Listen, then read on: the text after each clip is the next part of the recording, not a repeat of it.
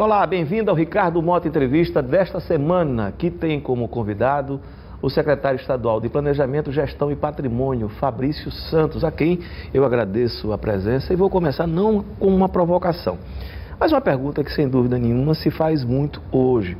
O governo enviou à Assembleia Legislativa o projeto de orçamento para o ano de 2020, que não contempla, por exemplo, pelo menos a princípio, reajuste para os servidores. Por que isso acontece? Ricardo, primeiro agradeço o espaço, né? Estou muito honrado de estar aqui com você.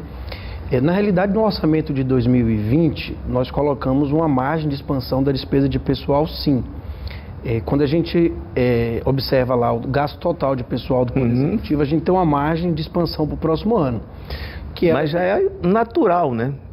Só que o que acontece? Quando a gente analisa o orçamento e compara apenas o orçamento do Executivo para os servidores ativos desse ano com o próximo ano, aparentemente a margem é pequena. Mas o que acontece é que a gente está tendo uma migração muito forte de servidores ativos para inatividade. Então, se observar lá o orçamento para inatividade, para a Previdência, a gente tem um crescimento muito forte no orçamento de 2020 em relação a 2019. Em torno de quanto? Entre 5% a 10% é a margem de expansão. E o orçamento do ativo, a gente não tem um crescimento muito forte. Mas isso quer dizer que não tem margem de expansão? Tem. Porque, naturalmente, uma parte significativa que tem acontecido, uma parte relevante de servidores ativos, tende a se aposentar no próximo ano. Militares, por exemplo, nós temos aproximadamente hoje 500 militares a cada ano indo para a inatividade. Isso aconteceu nos últimos anos. Talvez agora, nos próximos 3, 4 anos, isso vai dar uma refreada.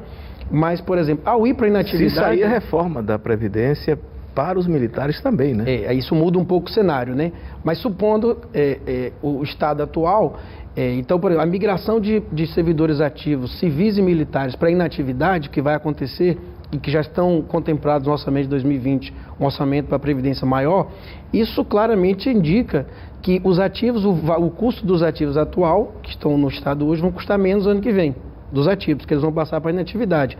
E todo esse espaço é espaço... Me perdoe, eu conversei essa semana com o secretário Santoro, ele disse, olha, tem um crescimento aí previsto de 10% para a folha de pessoal do Estado. Quer dizer, mas é um crescimento natural, não é de reajuste salarial. Você não vai ter um aumento salarial, enfim, pelo menos hoje não é previsível que isso aconteça. A gente tem um crescimento em relação a 2018, até 2020, a gente tem um crescimento de aproximadamente 11% a 12% acumulado em 2 anos. Mas isso é uma combinação de um conjunto de fatores. Um fator importante é o fator dos concursos. O Estado, recentemente, só para a Polícia Militar, nós tivemos a entrada de 1.000 policiais, ano passado como soldado aluno e esse ano como soldado em fevereiro, e temos a previsão de até ano que vem o ingresso de mais 800 soldados alunos e na subsequência vai se tornar soldados, que são 500 do concurso que está em andamento, né, já na etapa de TAF, 500 e mais decorrente daquela decisão judicial lá de 2006, que é a reserva técnica de 2006, que nós temos esperado também. Eu acho uma coisa impressionante, né? São 13 anos depois, né? 13 anos depois. Muitos militares vão entrar e vão, pela regra atual de aposentadoria, eles têm direito a pedir aposentadoria na sequência. É muito estranho para o país, mas nós vamos ter 800 militares aí entrando no serviço no ano que vem. Então nós temos 1.000 que entraram recentemente e mais 800 que entrarão no próximo ano. Além disso, a gente teve concurso para 850 professores, concurso recente para a abertura do Hospital da Mulher agora, né, deste mês.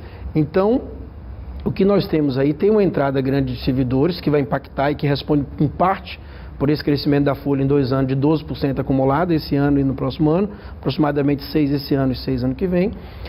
Alguns planos de cargos e salários também que foram readequados, ampliados, isso tem um benefício também que recaiu sobre esse ano, basicamente. Nós tivemos o aumento, por exemplo, do Supremo, que no efeito cascata trouxe aumento aqui para o servidor, por exemplo, para a Procuradoria do carreira jurídica, né? O que é um absurdo, diga-se passagem, né? Exatamente, o que é um grande problema para a gente, né? Porque a gente faz uma projeção de orçamento e vem uma decisão em cascata um aumento do Supremo, isso impacta nossas contas aqui. Então isso, inclusive, atrapalha muito o planejamento a longo prazo. Carreira jurídica, delegado, sai puxando. Na realidade, na nossa carreira aqui, apenas no caso executivo, apenas os procuradores, eles têm o status de carreira jurídica. Agora, em outros poderes, aí você tem uma vinculação mais automática. Por exemplo, o Ministério Público é carreira jurídica. Então, quando o Supremo deu aumento, o Ministério Público teve que naturalmente replicar também. Então, assim, a gente tem um aumento grande de 12% em 2 anos, em decorrência de concurso, o aumento vegetativo, readequação de planos de cargos e salários e também esses aumentos como o aumento do Supremo. As outras carreiras aqui nossas, como a fiscal de renda, delegados, elas são limitadas ao subsídio do governador. Então, assim, tem um grande efeito aí de folha que nós estamos muito preparados para isso. Pois é. Alagoas precisa da reforma da Previdência ou pode passar sem ela? Precisa. É urgente e obrigatória. Nós estamos muito dedicados a esse assunto internamente, discutindo esse assunto, repensando esse assunto. O ideal é que a reforma fosse feita uma reforma nacional. Essa reforma que está no Congresso Nacional também abarcasse todos os estados. Vai ser, né? Não tem a PEC paralela que vai incluir no final das contas. Tem a PEC paralela.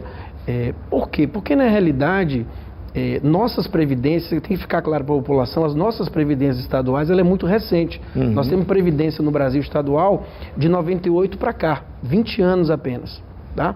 Então, quem estava aí no estado no passado, servidores que, por exemplo, tem gente que está aposentado que entrou na década de 50 no estado. A gente não tinha previdência, então a gente não tinha recurso acumulado para suportar a previdência desse servidor que está hoje aposentado.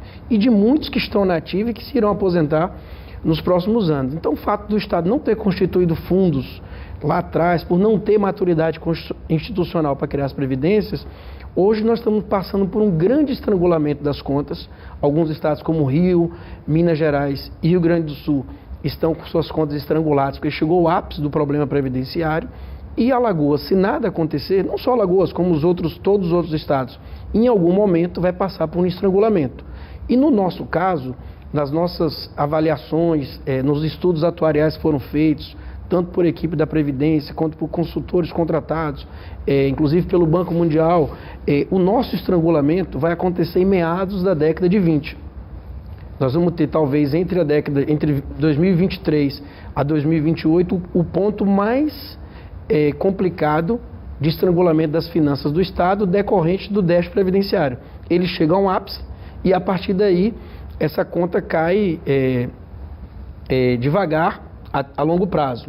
Por que no meados da década de 20? Porque nós temos aqui em Alagoas 2 fundos.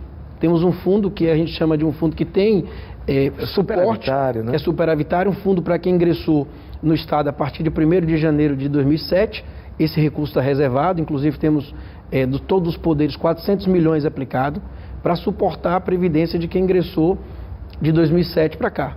Mas quem ingressou antes de 2007, que não tem um fundo acumulado, não tem recurso acumulado, a Previdência, o Estado, o Tesouro tem que cobrir o déficit todo ano, por uma conta atuarial nós vamos chegar a este problema, este déficit da Previdência, que hoje beira em torno entre 15% e 16% da receita corrente líquida, vai superar eventualmente 20% da receita corrente líquida entre meados da década de 20.